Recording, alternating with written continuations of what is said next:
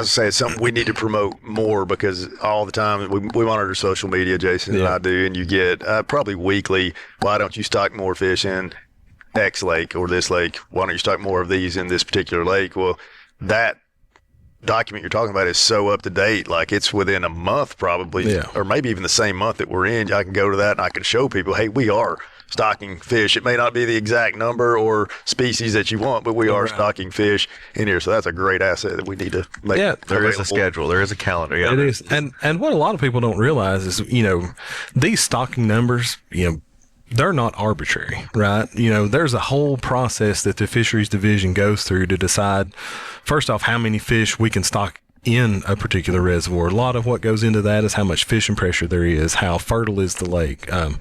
All of these different things go into that. And then, I have people meet me at the ramp all the time and they're like, why are you stocking that? You don't need to raise those. And I want to tell them, like, I have no control over what gets requested, and all that's vetted, all that goes through that process. And then we raise what gets asked of us. And there's just a lot that goes into that. We don't wake up tomorrow and think next year I want to put a million striped bass somewhere. It goes through a process of, all the reservoir crews are out collecting data during the spring all year. We've got creel clerks that are out there doing, collecting all this important data that goes into all of those decisions. So yeah, that data is important, and don't be afraid to if a creel clerk comes up and stops you, he's not writing you a ticket. He just wants to get that information. Share that with us if you don't mind.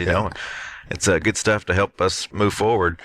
And remind people too, they think, oh, you're stocking this, but you're stocking this probably more than likely, right? Yeah, and that's how another way we're different. A lot of people see trout being stocked and they're catchable fish when they're stocked. We're stocking fish most of the time. Our fish are somewhere in the neighborhood of 2 inches, and we get them out then and back in there, and hopefully they grow big, they survive well, and grow fast. So think about the size of a reservoir compared to the whatever 50, 60, 70,000 fish that go in there, and just how vast and big that is. I think it would be impossible to stock enough fish in one body of water of a particular species to make every angler happy. I mean, think about how many places they've got to hide and go, and anyway, it's hard to please everybody. I guess it is. We do our best. We try to make